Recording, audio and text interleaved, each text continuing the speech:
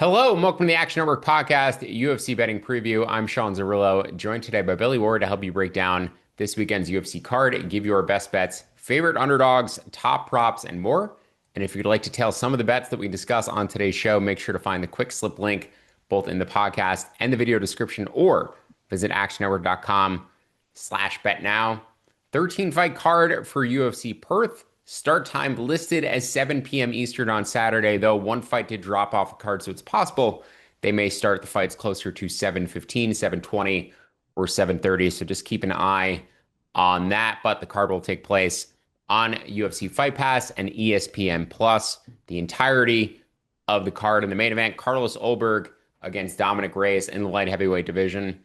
Reyes coming in here off of a 3-fight winning streak, wins over Nikita Krylov, Anthony Smith, and Dustin Jacoby. Potential resurgence in his career after previously seeming like he was washed. First 5-round test for Ulberg in his career, coming in off of a close decision win to Jan Blachowicz, where he may have actually lost that decision despite getting unanimous scorecards. A lot of people thought he lost that decision. He is 9-1 though in the UFC and was beating Kennedy and Jędrzejczyk until he gassed out trying to finish him in that fight. Landed 146 significant strikes in 8 minutes. I think that was his UFC debut or his second fight in the UFC. Yeah, the first fight right after winning his contract on Contender Series, and then has gone unbeaten since, though has fought to a number of close decisions over that span. Now, the prediction market is very heavy towards the Dom Reyes this week, picking him to win the fight around 50% of the time compared to the odds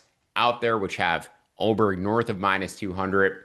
I do think there is value on Ulberg as a result, but I actually may prefer the value on the over or the goes to decision prop. I make that closer to 30%, plus 233. You can get as high as plus 300.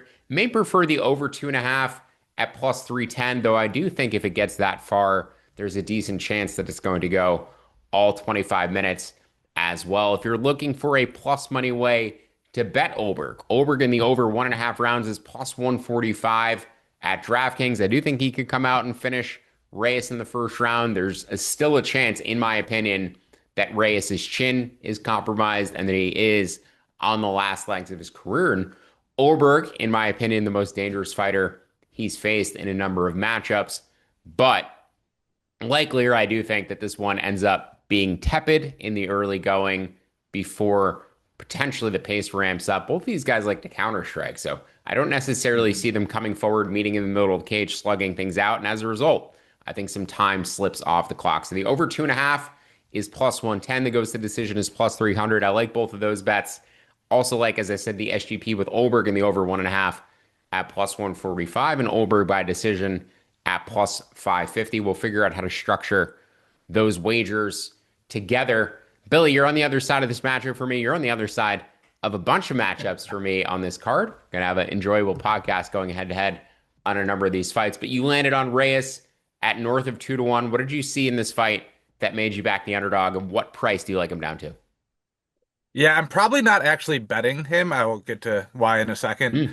Hmm. He is, I think, the better finisher, at least against high-level opposition. We've seen Ulberg take a really cautious approach when he's fighting guys that he's worried can give him something back, right? Like he got caught by Kennedy as a Chuckwu.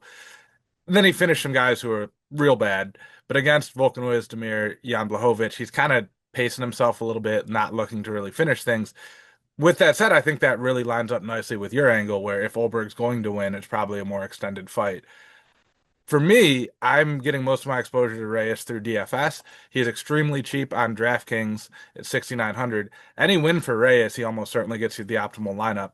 I'm with you. I think Ulberg plays it a little bit more cautiously and he's expensive. So with that in mind, it's hard for him to bury you at his salary where Reyes will. So it is a DFS informed pick that I put on there. If I had to take a money line side, I think Reyes should be better than at 2-1. I think Reyes has better odds than that. Not extremely confident in him. The other thing that really stood out, though, is we think of Reyes as like this old veteran. He's been in 2 title fights. He's been around forever. He's less than a year older than Carlos Ulberg. They're pretty much the same age.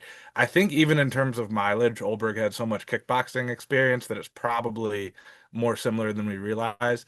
And my read is the line somewhat is playing into the idea that Ulberg is this much younger, up and coming, fresher fighter, which isn't really the case. So that's the betting side of it. But for me, it'll be heavily DFS based exposure. Yeah, same height and reach as well. That also surprised Mhm. me.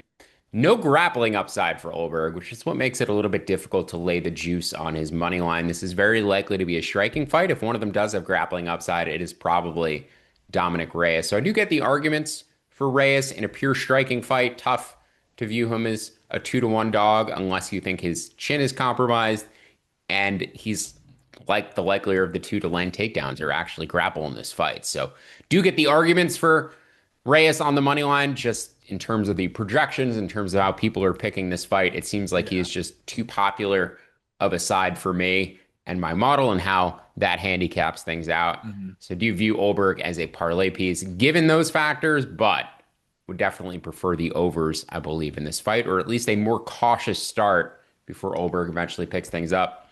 Let's move on to our fight of the night. Jimmy Crute against Ivan Erslan, also a light heavyweight bout.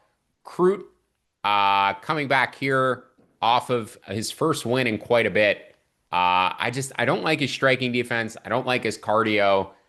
He can take a punch. He does have decent durability, but he just leaves himself open far too often. 42% striking defense for Jimmy Crute. Retired after his loss to Alonzo Menifield.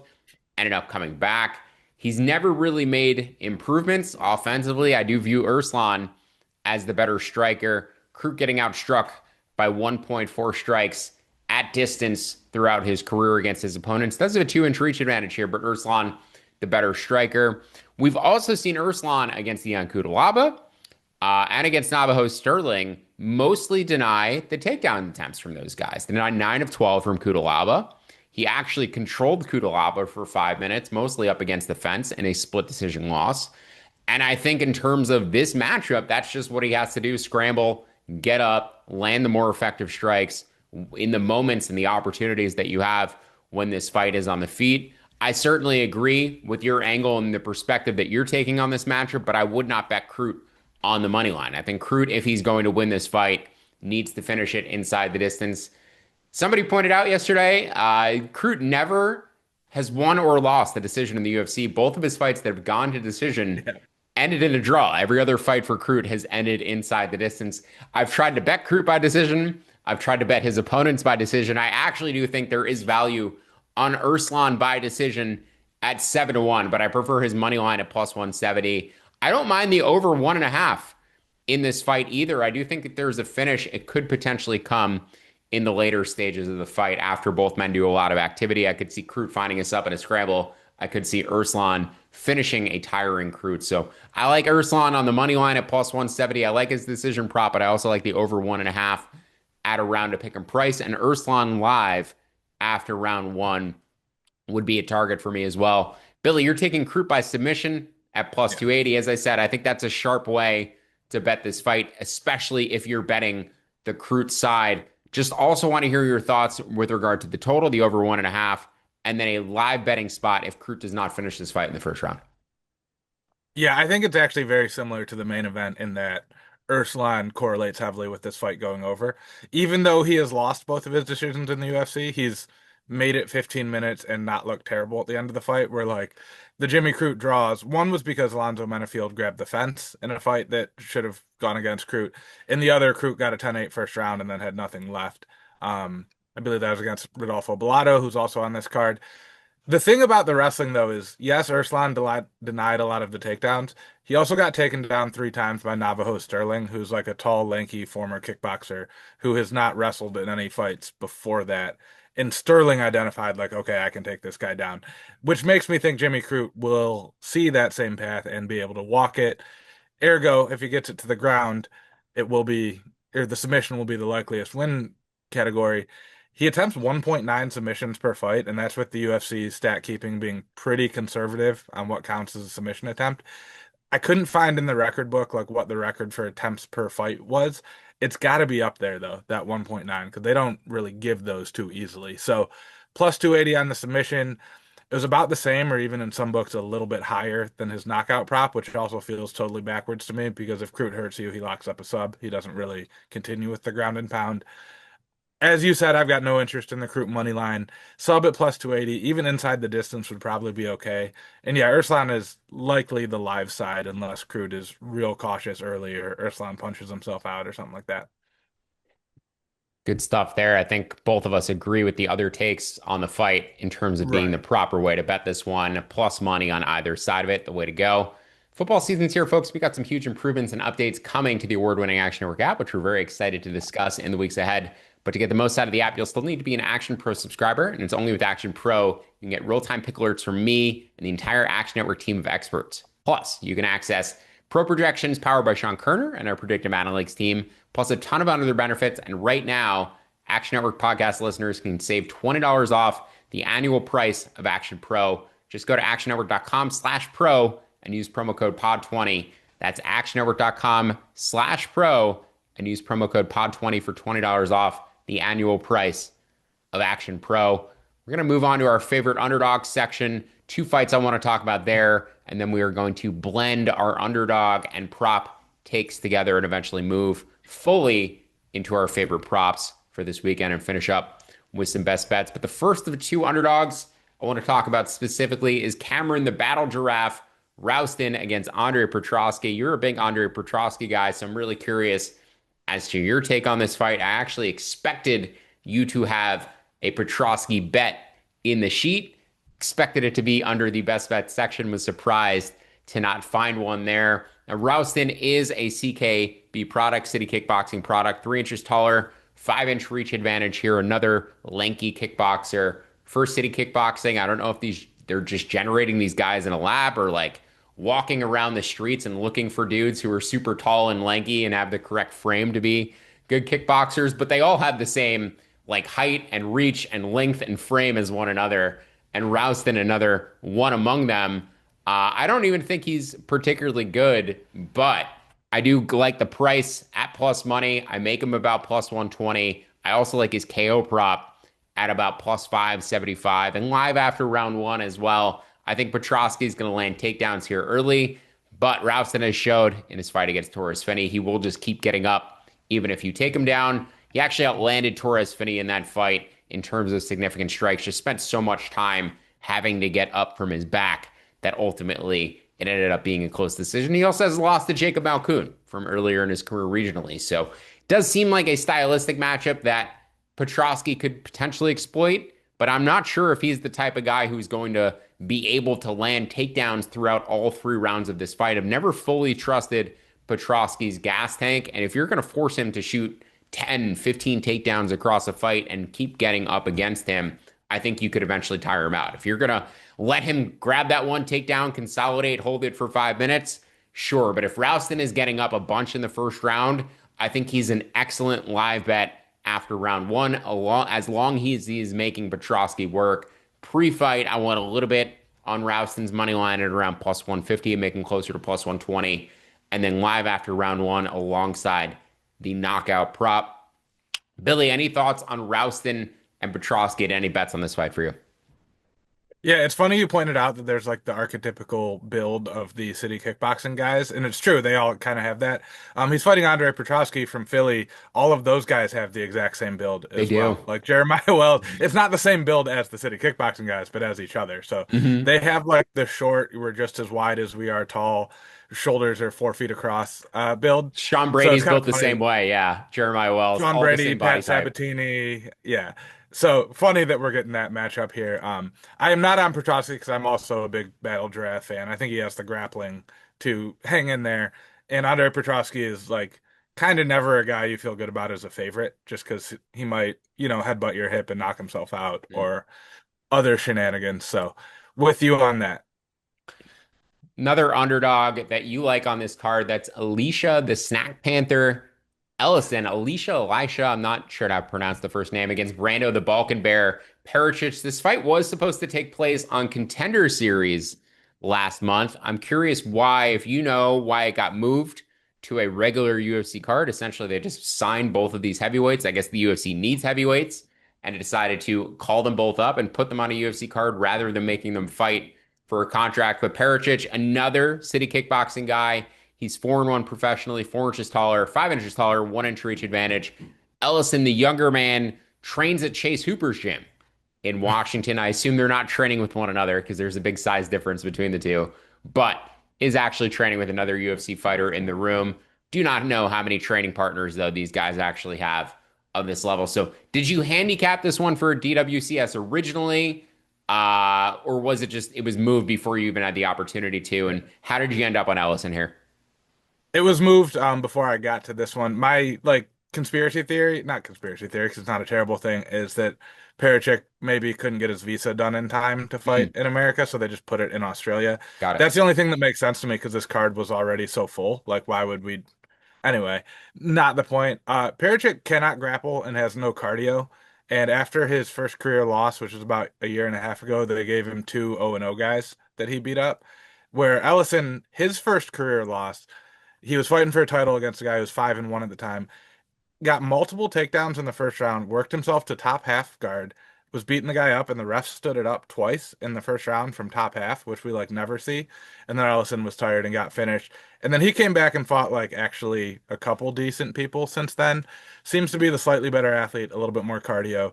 If Ellison loses, it's because he gets knocked out in the first 15 seconds, which this bet could look really, really wrong. But he's, I think, the better overall fighter and athlete, a little bit younger. Not sure exactly what the height discrepancy is. I didn't see Ellison officially listed anywhere. 1 inch difference, but Pericic is oh sorry, a 5 inch difference in height for Pericic, but only a 1 inch difference in reach. Okay, yeah, the it's not listed on Typology, some other places. I think the height difference, based on my internet sleuthing, is a little bit less than that. Ellison appears to be about the same height as Chase Hooper wearing shoes, and Hooper's listed at 6'1". Like there's pictures of Ellison barefoot in the cage, Hooper wearing shoes. So that would tell me 6'2", 6'3". I don't know. We don't know too much about either of these guys. They're big sloppy heavyweights, and one of them is a considerable underdog. So that even without watching any tape, that would be enough for me at almost 2-1. But I did like what I saw, and then it's kind of a luck play in that Ellison's loss was weird and probably undeserved. Our favorite underdogs for this week, Elisha Ellison at plus 180, Cam Rouston at plus 150 combined in a parlay, favorite underdog parlay plus 600 at DraftKings, the combined odds for those two. We don't always have one favorite underdog each at the top that is not mixed in with other prop angles. So it could be a potential fun combined angle this week. I like Ursulon quite a bit though, plus 175 or plus 180 as well in terms of dog angle. Let's move on to our combined underdog and prop fights for this weekend. Want to talk about Michelle? Actually, let's go with let's get down with the thickness. Let's get down with some Kobe thickness right now. The slickness thickness. He needs to change the nickname to just down with the. I insist Yeah, upon that. It would be the best nickname in the sport. He's facing Josias, the KO Wizard, Musasa. A bunch of good nicknames on this card. Now, Thickness lost a short notice spot in his debut to Alexander Topuria, brother of Ilya Topuria. He was a big underdog in that fight. Three pretty competitive rounds, though, and ultimately just got edged out on the scorecards in that matchup. Musasa, though, the bigger man, inch taller, 5 inch reach advantage here, has more power. Say Thickness has the grappling advantage and the grappling upside in this fight. I projected this fight to go to a decision right around a pick 'em at minus 105. DraftKings offering as high as plus 120 on that prop, and basically like any plus money number on Thickness and Musasa to go to a decision. Model also likes Musasa on the money line and Musasa by decision just because Thickness is a popular dog selection this week, though I'm less inclined to go that direction because I actually think Thickness sub might be the likeliest way that this fight ends up finishing. GTD for me, you like Thickness on the money line. What's your price target and tell me why? yeah, any plus money on Thickness, I'm fine with. As you pointed out, came in on less than a week notice in his UFC debut. All we've seen from Musasa, like not fighting in Africa, is a split decision win on the Contender Series where he seemed to run out of gas and get taken down a ton. And then he got dropped as a huge underdog by Carlos Vera and submitted. Vera's like a pure grappler who dropped him before choking him. That was not a good sign if you're hanging your head on your striking. I don't think he's that great. I think he's just kind of explosive and athletic. Also training at some gym in the Congo, which, They got good athletes out there. I'm not sure what the level of training or instruction is. Where Thickness trains with Alexander Volkanovski in Australia. So expect him to be the one making the bigger improvements, especially with a little bit of UFC money in his pocket, a little bit more time to train. I think we're going to see him look much better. Musasa, I don't know what he's got other than just big power and wild swinging. So I like Thickness at any plus money. One more dog that you like on this card, Loma Luke Boonmay in the women's strawweight division. Now, Mhm. Alexia Tainara, her opponent, big height and reach advantage, 3 inches taller, 6 inch reach advantage. But Loma's on a 4 fight winning streak. She was a minus 1,000 favorite in her last fight against Estela Nunes. So a ton of respect in the betting market, even though she didn't look her best necessarily in that matchup. Tainara, I do like on the scorecards, plus 130 or so. I make her minus 105 to win it by decision, though I'm less inclined to lay juice in a women's strawweight matchup where I don't necessarily see a finish as particularly likely. You're going to take a dog shot here on Luke Boonmay. I think if you're playing the money line, it's probably dog or pass. I said I do like Tainara by decision, but what did you see from Luke Boonmay to make you fire on her this weekend? Yeah, I mean, she learned how to grapple in somewhere in the middle of her UFC career, since after getting taken down a ton by Loopy. I think she's only been taken down once since then in all of her fights, which is pretty impressive because everyone wants to take her down. And it's a women's fight that's like minus 250 to go to a decision. Loma, I think, will be the more popular, like local, for lack of a better term, fighter. Some of those Southeast Asian fighters are kind of, sort of fan favorites in Australia. There's a connection there. If it goes to a decision, she's the more active striker. She does her Muay Thai stuff.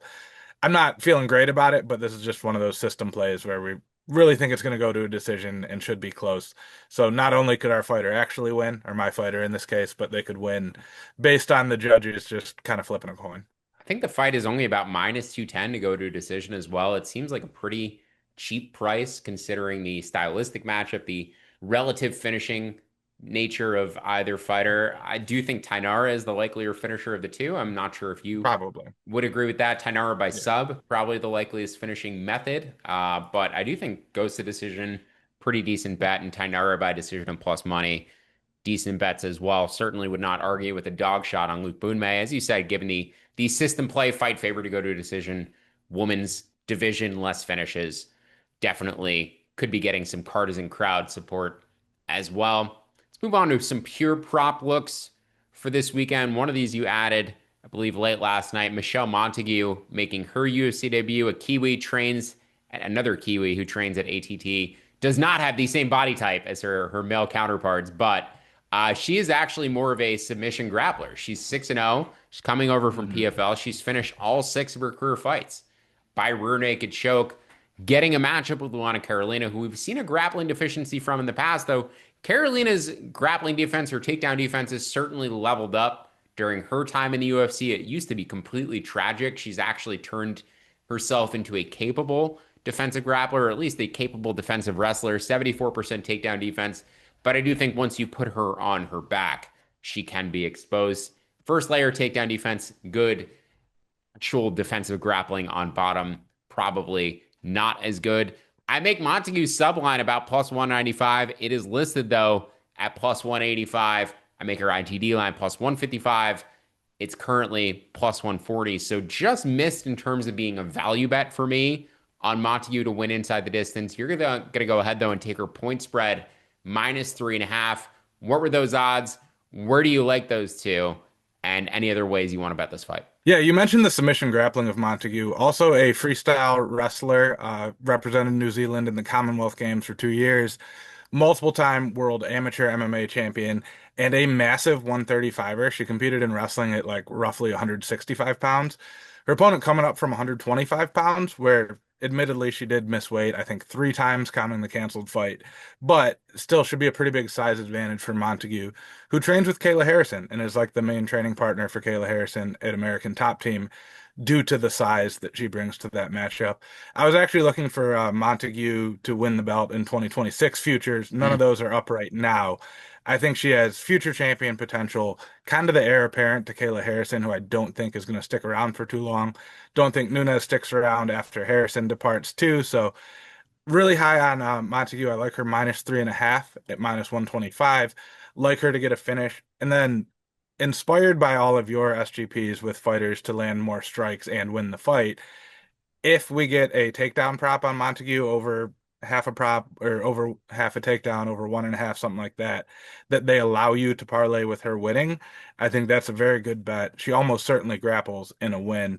Two might be scary because she might only need the one, but even if over half a takedown is minus 400 and you parlay that in with her money line, it'll get you a little bit better price. So keep an eye out on those, not available at the time we're recording.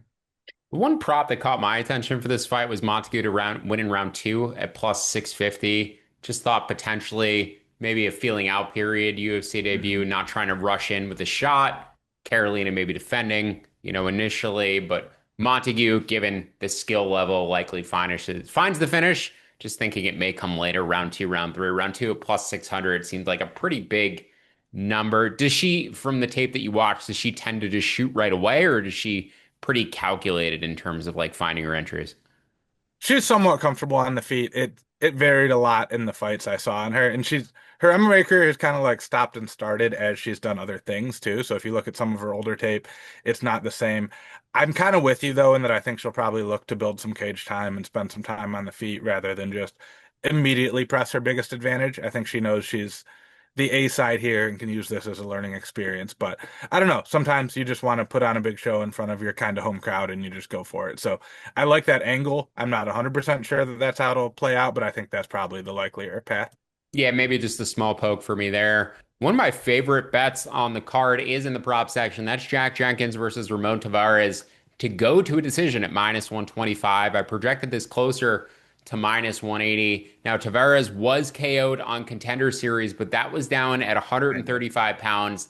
This is up at 145, which I think should help the durability of both fighters. View Jenkins as a pretty durable guy, but also don't think he has a ton of power himself. Has very good leg kicks, good attritional damage.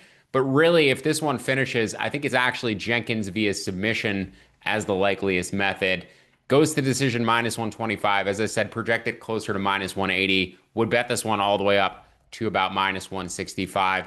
Like this prop quite a bit. Jenkins should be the one wrestling of the two, but I actually expect probably a 15-minute striking match where it could be a sweaty GTD, but I don't think we get more than maybe one knockdown here. Thoughts on the Jenkins and Tavares fight? Any bets you have on this one?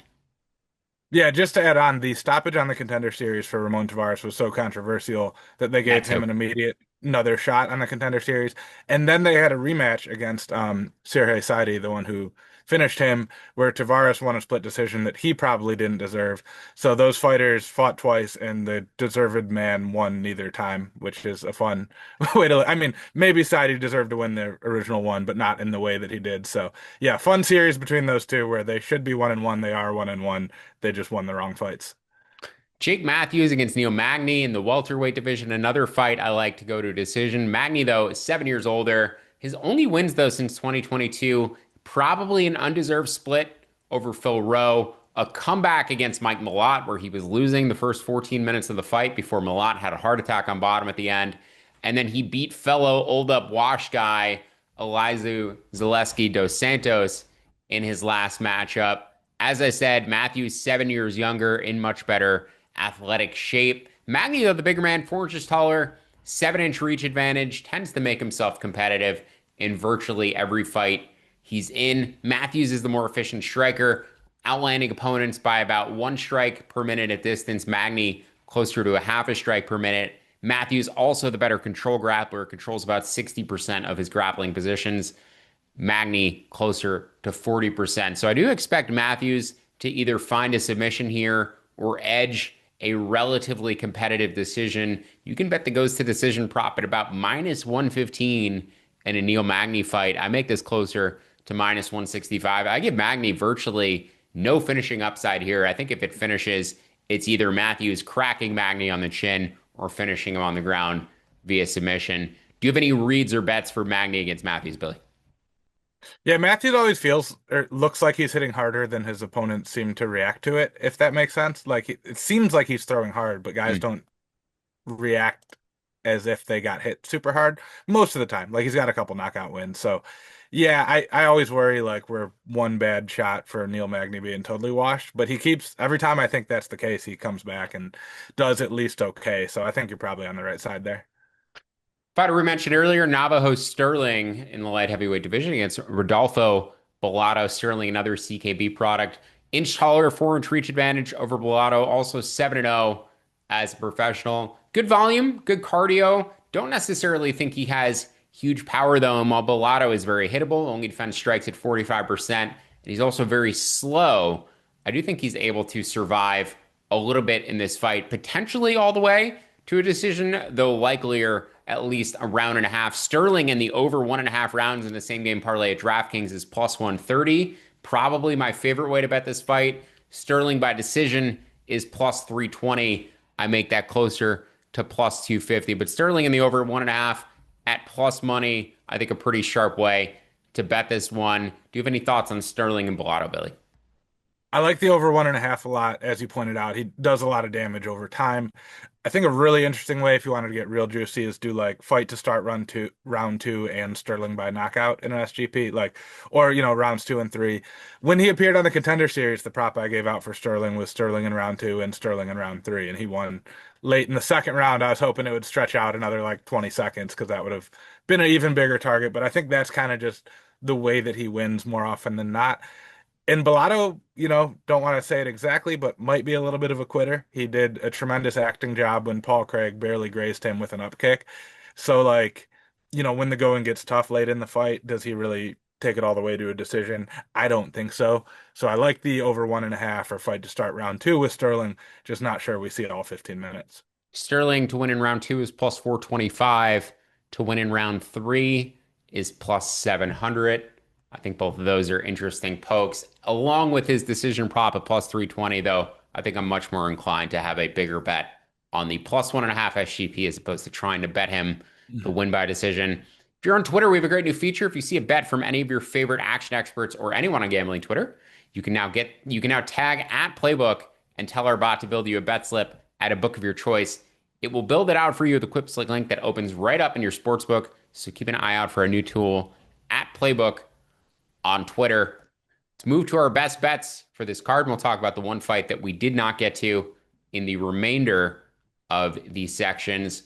My best bet, Rodolfo or Rolando Bedoya against Jamie Mullarkey. Bedoya about minus 108. It's roughly a pick 'em fight. I make him closer to minus 135, though. He's 3 years younger, and I just think Mullarkey is damaged goods at this point. 4 consecutive UFC losses by knockout, all since March of 2022. Sustained one in December of 2023, another in May of 2024 against Mauricio Hufi. Then he's taken time off since. But I actually bet Nasrat Haqparast to KO him in the fight before Hufi KO'd him. And I've never bet Haqparast before or since. And I've never bet Haqparast to finish any fighter because I just don't think he has particularly good power. Has a very violent left hand, but really hasn't put many guys down with it at the UFC level. Mullarkey, not only does he get rocked in every fight, his nose also breaks in every fight. And he's just an Yeah. absolute bloody mess. So I think the optics of Bedoya potentially knocking him down, damaging his face by breaking his nose, and having more striking volume over the course of 15 minutes, I think all of it lends itself to Bedoya as the side. You like Bedoya by knockout in this matchup at close to plus 300. I would co-sign on that. I just think there's a chance that Bedoya could beat up Mullarkey and end up winning a pretty wide decision or at least securing 2 rounds pretty clearly while maybe getting out grappled in another. So Bedoya by knockout will probably be on a round robin ticket for me at plus 300. Where do you like that one down to? And then how do you feel about him as the money line side as well? Yeah, I think he is the money line side, but like if he's gonna win, it's probably a knockout. That's just what happens to Jamie Mullarkey at this point. And Mullarkey, to his credit, is still like skilled and probably the more overall skilled fighter in this Mhm. matchup. So that it just feels like if he's gonna win, it should be more likely to be a knockout. I'm trying to see what exactly the prices are now. Anywhere north of, I think, plus 250, considering his money line is basically a pick 'em, I think is a good price. It should be just a greater percentage of his win condition. So I'm not handicapping the knockout by itself necessarily, but when we're saying he's roughly 50% to win, well over 50% of that should be a knockout. So that's how I'm viewing it. Malarkey is the grappling upside here, averages 3 takedown attempts per 5 minutes Mhm. of distance, but Bedoya, the slightly more efficient offensive striker, outlining opponents by zero point 0.8 strikes per minute. Malarkey, a neutral strike differential. And the last bit in terms of how I modeled this out, people are picking Malarkey to win the fight around 75% of the time compared to Yeah, pick 'em odds. So weird. when that happens, when there's an 80-20 split, a 70-30 split, and one side is a pick 'em, it's usually pretty easy for me to see even before putting that data into the model who's going to be the side, and certainly Bedoya, a pretty confident side for me this week. Another side that is very public this week is Tom Nolan. People picking him around 75% of the time compared to average odds closer to 60%. As a result, I do like Charlie Campbell this week, but Tom Nolan is your best bet. He's the bigger man, 3 inches taller, 1 inch reach advantage. Thought his cardio looked pretty good in his last fight, too, when he Hmm. was forced to get extended. I think he is improving. I just have questions around his chin, his grappling, and his cardio across a higher paced 15-minute fight. As I said, a little bit alleviated about the cardio concerns, but he's a big guy who cuts a lot of weight to make 155. And I do have concerns about his durability in this division as he continues to cut weight. We saw Charlie Campbell attempt a number of takedowns in his last fight against Trevor Peek. So I think he may proactively offensively grapple here. He's Serra-Longo trained. He is a very well trained fighter, training with a number of high caliber fighters. Nolan training with Street Buddha. Can't find any other UFC Gonna level fight right now. or near UFC level fighters in camp with Tom Nolan aside from Dom Marfan, who Billy and I just bet on Road to UFC. Mr. Street Buddha. Look forward to him in the Road to UFC finals. But what was your take in terms of the tape on Nolan against Campbell? And where do you like Tom Nolan up to? Yeah, I believe as you pointed out, Nolan is now the sole leader for tallest lightweight because Jalen Turner no longer. They flashed the graphic the last time he was tied for the tallest, but doesn't look like skinny and frail the way some of those big tall guys do. I think he's okay. Still just 25. You know that those are the kind of frames that we like to fade as they get older because I do think there is some durability issue. Don't think we're there yet. The biggest thing for me though is that Campbell hasn't fought in like almost 18 months and pulled out of a fight with an injury in between there. And he's 30, so like how much training time did he lose over the last year or so where Tom Nolan has been active, has been training? I assume a lot of these Australian fighters cross train with like Volk's Gym or City Kickboxing or stuff like that. I don't think he's just in there with Street Buddha every day, but like you could do worse than that too. You know, they're similar sized. Like it's not a horrible training situation. So the biggest thing for me is the layoff and the injury for Campbell. Both guys have questionable durability. Like they both have their last loss by just kind of getting caught in a fight where they weren't doing horribly, but just got caught. So I think that kind of nets out. Don't love the price on Nolan. It minus 148 now is a little bit better earlier in the week, but inside of minus 150 or so, I'm kind of okay with it. Think he's the better overall grappler, and Campbell just grappled because he was fighting a guy who was like standing overhand in him and Trevor Peek. Because why wouldn't you just take that guy down? One other point in your favor in terms of the Nolan side. This is a short notice spot for Campbell. He's taking this Yes. fight in place of Evan Elder and also had to travel all the way to Perth. We didn't really fully get into it, but I do think the travel aspect in general for these international cards gets a little bit underrated. And especially for going all the way to Perth, these guys have to fly into, I believe, Sydney, and then it's like another 9 hour flight or something absolutely ridiculous to get to Perth from there. So it's like a double travel situation if you're Yeah. coming from the States. It's a full day of travel, which is completely exhausting on top of the fact that you're cutting weight. And Campbell Mhm. took this fight on short notice too. So definitely some concerns on the Campbell side. Nolan was just a little bit too public for my model this week not to take a chance on the underdog, particularly when he's a Long Island guy who I'm going to be a little bit biased towards from the jump. The one fight that we did not get to, Justin Tafa against Louis the Vanilla Gorilla Sutherland. Sutherland coming over from Levels Fight League, where he was the heavyweight champion, fights for Great Britain top team. I almost said Great British Bake Off top team. 3 inches taller, 2 inch reach advantage over Tafa. I've never liked betting either of the Tafa brothers. I typically find Yeah. ways to bet against them, but Sutherland was a very popular selection this week, which as a result made Tafa the value side in my model. I'm probably going to end up passing on this one just because I don't like betting, as I said, on either Justin or Junior Tafa. Did you have any read on this fight? I assume not. Are we just looking forward to watching this one? Yeah, no, I actually do. I think money line side is probably Sutherland. Like Tafa's just not great. Junior Tafa, I think, is actually a little bit better, especially now at 205, where he has to put some work into some actual skills. The big takeaway for me though is if we get a shot to bet Louis Sutherland live at a big price, because maybe Tafa landed one, that's just kind of always the play. Tafa has not won a fight in the UFC that's gone longer than 2 minutes, and Sutherland, to his credit, has like won some decisions. I don't think guys in levels fight league are necessarily UFC level, but at heavyweight they're not as far off as they are at other weight classes. And he's shown a little bit more cardio, a little bit of ability. All of his losses were decision, but he also fought in PFL, got a second round finish there. I think there's just a little bit more diversity to his game other than Tafa, who's going to stand there and swing for 2 minutes, and if it doesn't work, then he's all out of ideas. Sutherland in the over 1.5 is plus 185. From what I've gathered, he's a little bit more of a volume puncher as opposed to like a Hmm. one shot. Grapples a little bit too.